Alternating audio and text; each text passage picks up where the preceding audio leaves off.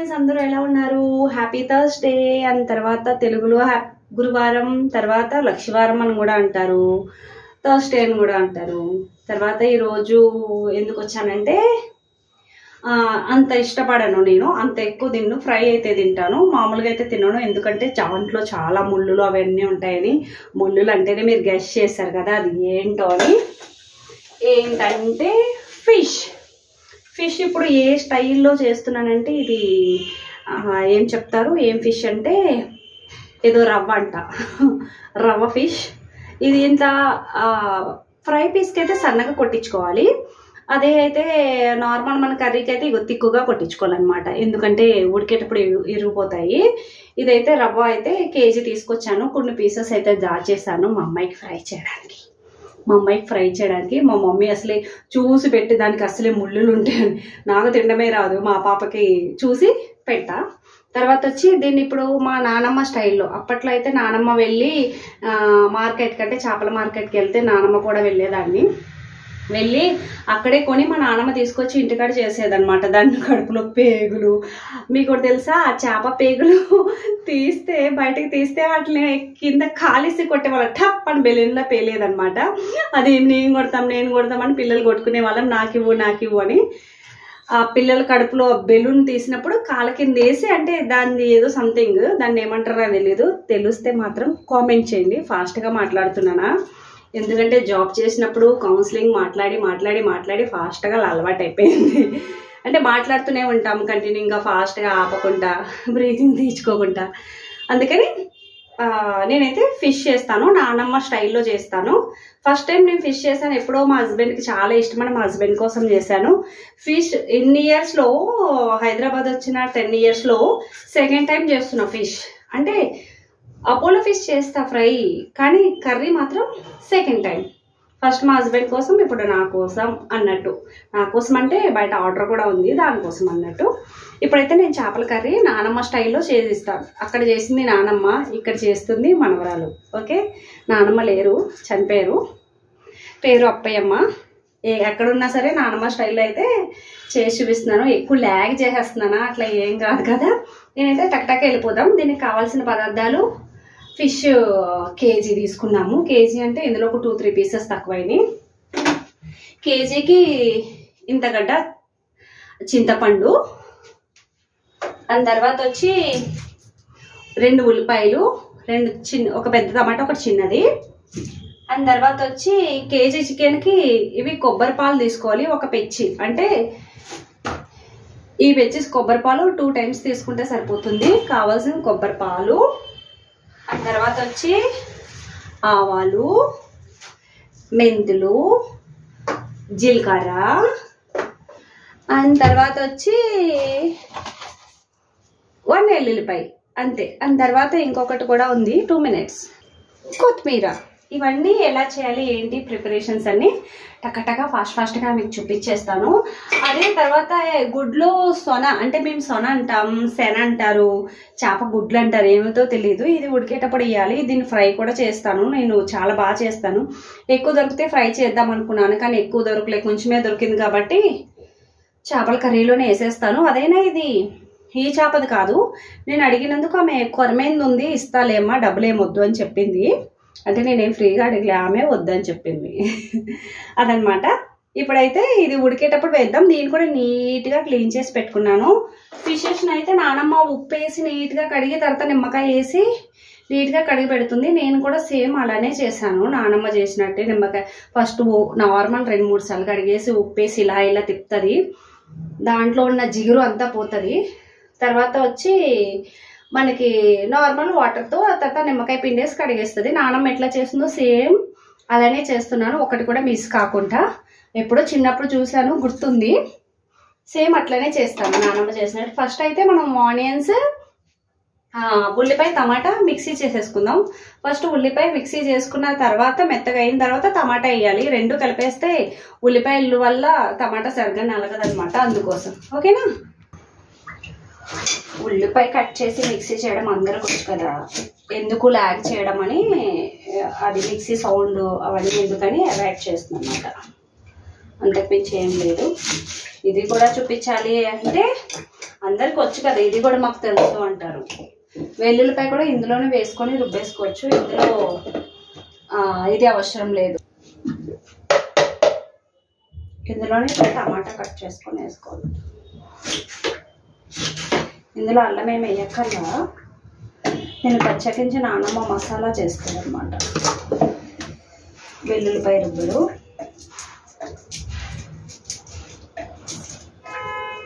ఇంత వెల్లుల్లిపాయ సరిపోతుంది, దీన్ని కూడా మిక్సీ చేసేసుకుందాం.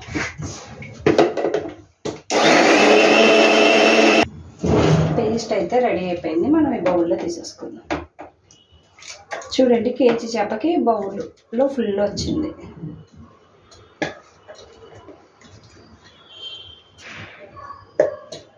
ఇందులో తర్వాత వాటర్ వేసుకుంటాం, ఎందుకు వదిలేయడం. ఓకే, చూసారా, వెల్లుల్లిపాయ, ఉల్లిపాయ, టమాటా చేసిన పేస్ట్. ఓకే, ఇప్పుడు తర్వాత అయితే మనం కొన్ని ఫ్రై చేసుకుందాం. ఇదైతే పెద్దగా వెడల్పుగా చేపల కర్రీకి సరిపోతుంది. ఫస్ట్ అయితే మనం కొంచెమే మెంతులు వేసుకోవాలి, ఎందుకంటే చేదొస్తుంది. 1/2 స్పూన్ మెంతులు అయితే సరిపోతుంది కేజీ చేపకి. నానమ్మ ఈ మసాలా సపరేట్ చేస్తుంది అనమాట, అంటే సపరేటే వేపాలి, అన్నీ కలిపి అయితే వేపదు. దాంట్లో అన్నీ కలిపి మాత్రం మనం దంచుకోవచ్చు, దంచుకోవడం మాత్రం అన్నీ కలిపి దంచుకోవచ్చు.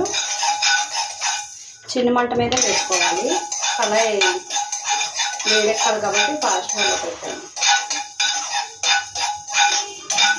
అన్నీ కలిపి వేపేయచ్చు కదా అంటే వేపదు, దంచడం మాత్రం కలిపి దంచచ్చు అని చెప్తుంది అనమాట. కొంచెమైనా చూసారా మనకి ఎంత మంచిగా వేగిపోయాయో. మన బుజ్జి రోల్లో వేసుకోవచ్చు. తర్వాత వచ్చి జీలకర్ర అయితే కొంచెం ఎక్కువే పడుతుంది. చేపల కూరలో జీలకర్ర నేను స్పూన్ జీలకర్ర వేసాను.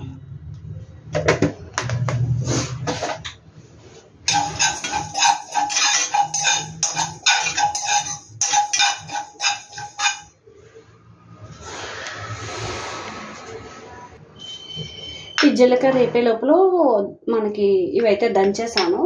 ఇప్పుడు ఈ జీలకర్ర ఇందులో వేసేస్తాను.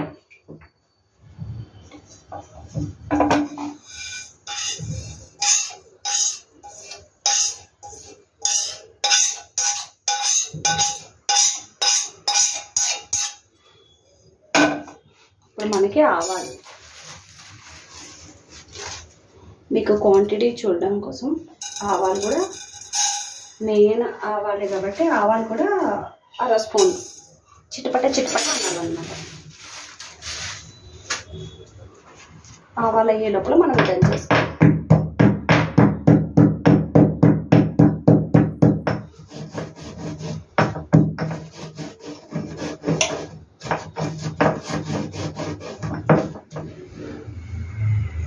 ఆవాలు కూడా ఎగిపోయినాయి మనకి, ఆవాలు కూడా ఇందులో వేసేసుకుందాం.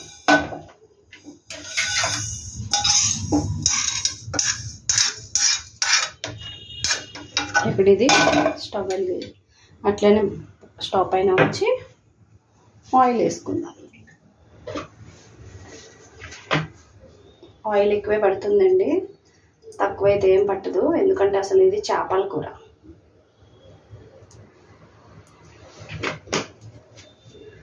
అంత ఆయిల్ అయితే నేను వేసుకున్నాను.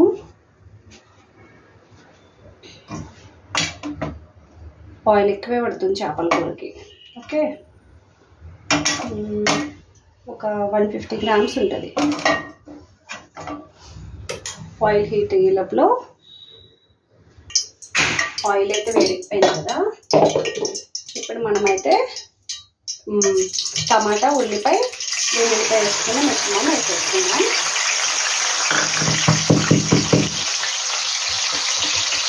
ఈ లోపల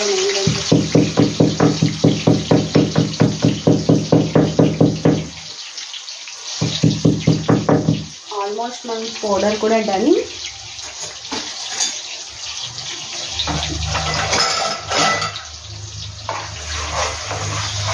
కొంచెం హై మంట పెట్టుకుందాం.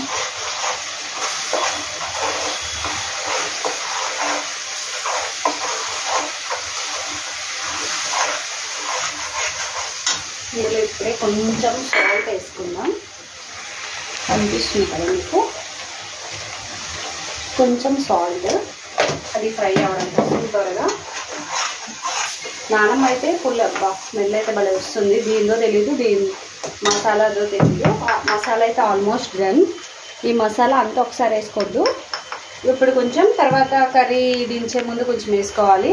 అప్పట్లో పొట్టిపొయ్యిలు ఉండేవండి. పొట్టిపొయ్యి ఇప్పుడు నాకు చేయడం వచ్చు.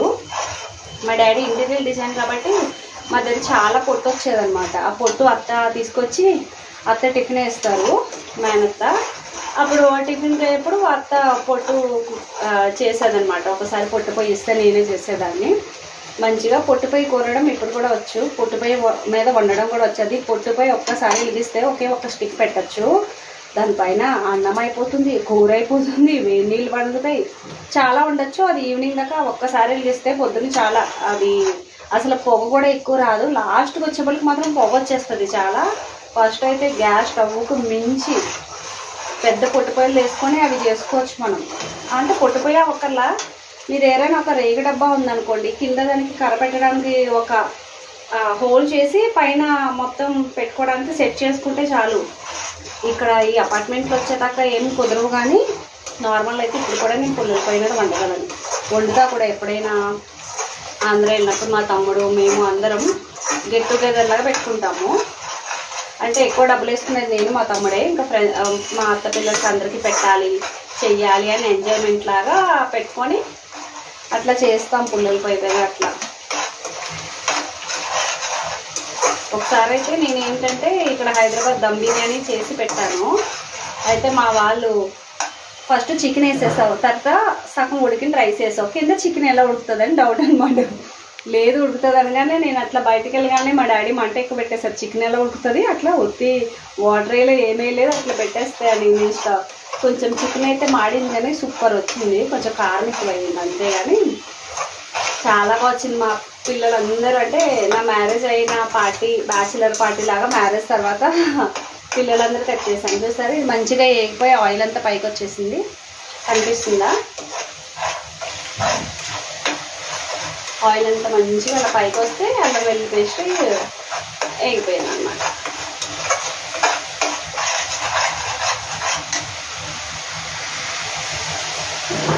నేను సిమ్లోనే పెట్టినా. ఈ లోపల మనం కొంచెం చింతపండు పులుపు తీసుకుందాం. చింతపండుది తీసుకుందాం. మనకి చింతపండు గుజ్జు కూడా అయిపోయింది. మా నాన్నమ్మ అయితే ఇలా కూడా పాడేది, దీన్ని తెల్లగా చేసి పిసుకుతానే ఉంటుంది. ఎందుకే పాడేయే బాబు అంటే ఉండు ఇంకా అందులో రసం వస్తుంది ఎలా చెప్తున్నారంటే అంటుంది అన్నమాట. ఇప్పుడైతే మెల్లిగా మనకు ఆయిల్ అయితే పైకి వచ్చింది కదా, అందులో మెల్లిగా చేప ముక్కలు అయితే దించేసుకుందాం.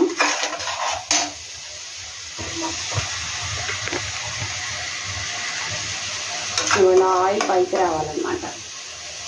మెల్లిమెల్లిగా అయితే ఫిషెస్ ఇందులో వేసుకున్నాం. పక్కన పెట్టి ఇట్లా వెడల్పుది ఉంటేనే మనకి ఫిషెస్కి ఇది అవుతుంది.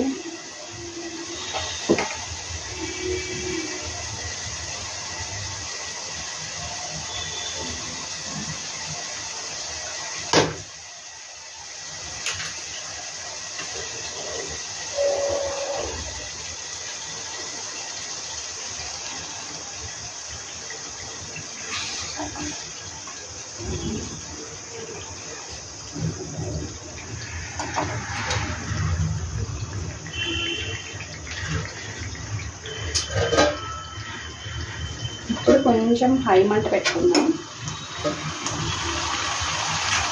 ఇట్లా ఊరికే కదిపేయకూడదు, లేదా స్లోగా ఇట్లా ఉండాలి.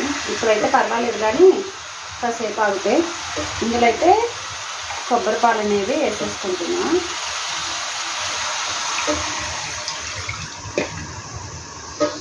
అంటే కలర్ఫుల్గా ఉందో కదా.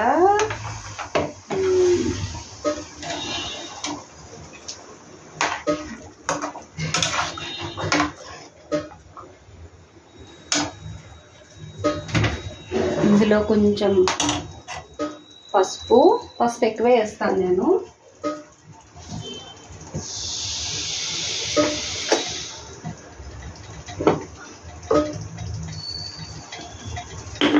తర్వాత వచ్చి కారం, ఆల్రెడీ మనం మసాలా ఫిక్స్ చేసుకున్నాం కదండి, అదే మసాలా.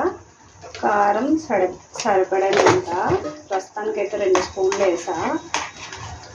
పులుసు కూడా చాలా టేస్టీ ఉంటుంది అన్నమాట. ఇప్పుడు మనం చింతపండు పులుపు అయితే వడకట్టుకుందాము, ఎందుకంటే తినేటప్పుడు అవన్నీ వస్తే బాగోదు కదా. చింతపండు పులుపు ఇవే నీళ్ళ, ఇంకేం నీళ్ళు వేయక్కర్లేదని మీకు డౌట్ వచ్చింది కదా. లేదండి, నీళ్ళు పడతాయి. నానమ్మ అయితే మొక్కలు ములిగేదాకా నీళ్ళు వేయాలని చెప్తాదన్నమాట. ఇది రాజమండ్రి చేపల కర్రీ.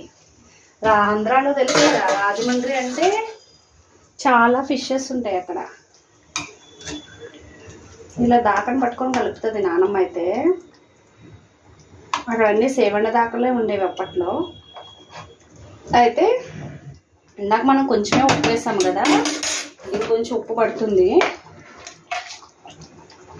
ఈ కొంచెం వేసాను, చాలకపోతే మళ్ళీ యూజ్ చేసుకుందాము. తర్వాత వచ్చి ఇంకొంచెం కారం పడుతుంది. కారం తర్వాత వచ్చి మనం ఇందాక వేపుకున్నాం కదా, ధనియాలు, జీలకర్ర, తర్వాత వచ్చి ఆవాలు, అది కొంచెం వేసుకుంటున్నానండి. తర్వాత కొంచెం ఉంచుకోవాలి. ఇదే మసాలా దీనికి, మళ్ళీ మసాలా వేయద్దు.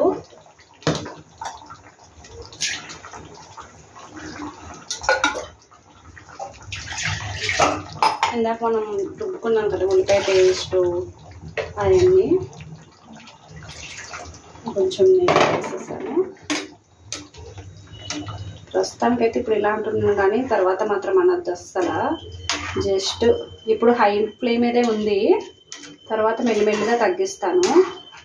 స్మెల్ అయితే అదిరిపోతుందండి తెలుసా. నేను ఆంధ్ర వెళ్ళాక మళ్ళీ ఒక్కసారి మా డాడీకి నా అమ్మ స్టైల్లో ఈ కర్రీని అయితే వండి పెడతాను. నేను వెళ్తాను కానీ అసలు ఉండను, చక్కచక్క వచ్చేస్తా. బ్యూటీ పార్లర్ కదండి, అక్కడ ఉండేటప్పుడే అందరూ ఫాల్స్ చేస్తారు. అబ్బా అనిపిస్తుంది. మా డాడీకి కూడా బిజినెస్ పోతుంది కదా, వద్దు అంటారు. మా మమ్మీ అయితే ఉండు అంటది. మా డాడీ అయితే నా కోసమే ఎప్పుడు ఆలోచిస్తారు. అంటే మా మమ్మీ ఆలోచించదని కాదు, అలా మనవరాలతో ఆడుకోవచ్చు అని, మా పాపతో ఉండొచ్చు ఆడుకోవచ్చు అని. మా పాప అంటే మా మమ్మీకి చాలా ఇష్టం. అసలు మా మమ్మీకి ఫస్ట్ బాబు కావాలని ఉండే, నాకు పాప కావాలని ఉండే. ఫస్ట్ మా మమ్మీకి బాబు పుట్టారని మా మమ్మీకి అంత నచ్చలే, కానీ ఇప్పుడు మా మమ్మీకి మా పాప అంటే ఎంత ఇష్టం అంటే. ఉప్పు కొంచెం పడుతుందండి, టేస్ట్ అయితే అప్పుడే చాలా బాగుంది. ఉప్పు వేసాను. ఇప్పుడైతే మనం దీన్ని సిమ్లో పెట్టేసుకొని, సిమ్లో అయితే పెట్టేసా.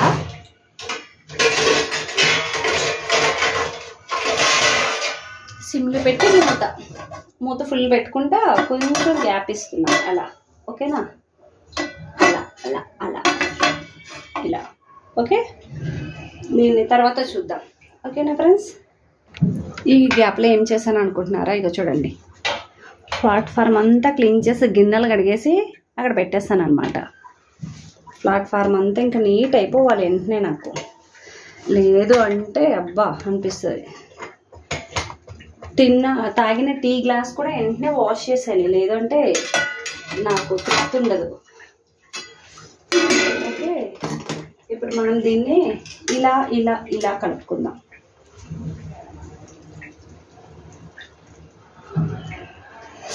ఇవి మా మమ్మీ కొనిచ్చింది నాకు, ఈ పెద్ద కళాయిలు. ఎందుకంటే అరుసులు పిండి వంటలు చేస్తున్నానని పెద్ద కళాయిలు కొని తెచ్చింది నా కోసం.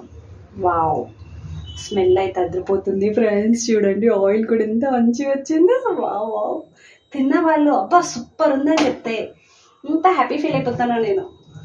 వండి పెట్టడం అంటే చాలా ఇష్టం. మనకి ఎందుకో ఇంకొంచెం కారం పడుతుందేమో అని డౌట్.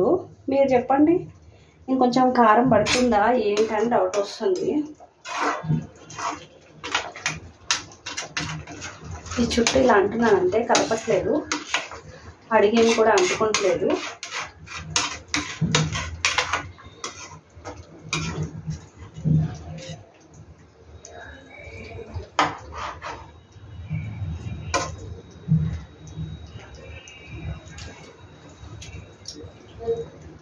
ఇంకొంచెం కారం పడుతుంది ఫ్రెండ్స్, ఇంకొంచెం కారం అయితే వేస్తున్నాను నేను.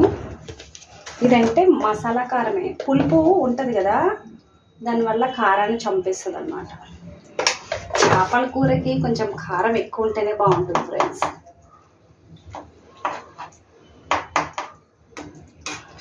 ఓకే, వాటర్ ఎక్కువ ఉంది కాబట్టి ఇలా కదుపుతుంటే కదులుతుంది, లేదంటే మొక్క వెళ్ళిపోతుంది. ఓకే, ఇంకొంచెం కారం పెట్టేస్తాం కాబట్టి మనం కాసేపు మూత పెట్టేసుకుందాం. ఈ లోపల ఏం చేద్దామంటే ఒక చాయ్ వేద్దాం. హాయ్ ఫ్రెండ్స్, నేనైతే మళ్ళీ వచ్చేసాను. ఇప్పుడైతే మనం మసాలా వేసుకుందాం. ఇప్పుడు పచ్చిమిర్చి కట్ చేసేస్తున్నా. చేపల కూరలో పచ్చిమిర్చి లేకపోతే ఎట్లా ఫ్రెండ్స్?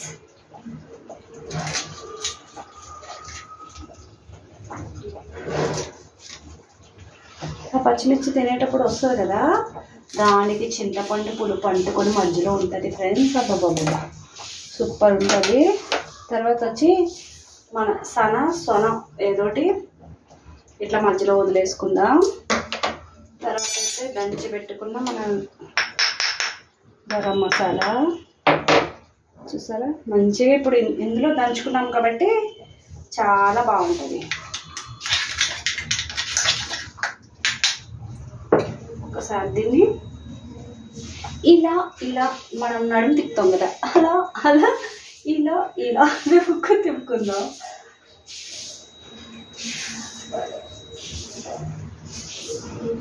బా స్మెల్ అయితే అద్దరిపోతుంది. కానీ ఇప్పుడు తిన్నాను అని ఇది ఆర్డర్ కదా, మనం తినడానికి కాదు కదా. ఏదో ఇస్తారు, నువ్వు ఉంచుకోవచ్చు ఎందుకు కొంచెం అని అంటారు అనమాట. కంపల్సరీ అంటారు. పర్లేదు తీసుకెళ్ళిపోండి అంటే తీసుకో కొంచెం అంటారు అనమాట. ఇదేం లైట్గా ఇట్లా అంటున్నాను అంతే, ముక్కలు విడిపోతాయి. నేను బాగా చేస్తాను, నమ్మకం, కస్టమర్కి నమ్మకంతో చేసేస్తున్నా. ఇంకా లాస్ట్లో కొత్తిమీర వేసేద్దాం. దీనిప్పుడు అలానే వదిలేస్తాం మూత పెట్టుకొని. ఇంకా తర్వాత ఫైనల్ టచ్ రావాలి. అన్ని మసాలా లాస్ట్ కూడా ఫినిష్ చేస్తాం కదా. ఫైనల్ టచ్ చేశాక ఇంకో 10 మినిట్స్ సరిపోతుంది, వదిలేద్దాం. మళ్ళీ కలుద్దాం. మనమైతే మళ్ళీ వచ్చేసాము. లాస్ట్లో వచ్చే ముందు కొంచెం హై ఫ్లేమ్లో ఒక్క 5 మినిట్స్ హై ఫ్లేమ్లో అలా ఉడికివ్వాలి. హై ఫ్లేమ్లో ఓకే 5 మినిట్స్ ఉడకనిచ్చేసి ఇంకా మూత పెట్టేసుకున్నాం. 5 మినిట్స్ 1 చూసారు కొత్త అంటుంది. 2 3 4 4.5 4 and 3/4 4 and 80 4 and 90 4 and 95 5 tomato of చేసేసుకున్నాం.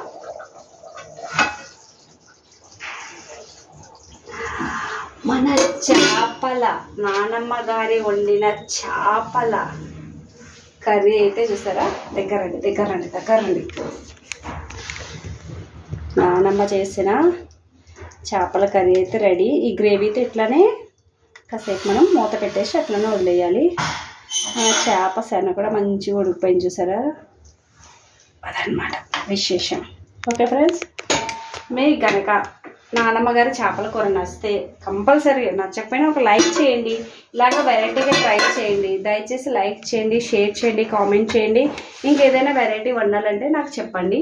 దయచేసి తప్పకుండా చెప్తారని, నా ఛానల్ని లైక్ చేస్తారని, సబ్స్క్రైబ్ చేస్తారని, మీ ఆదరణ నాకు అందిస్తారని కోరుకుంటున్నాను. Thank you. నమస్తే. బాయ్.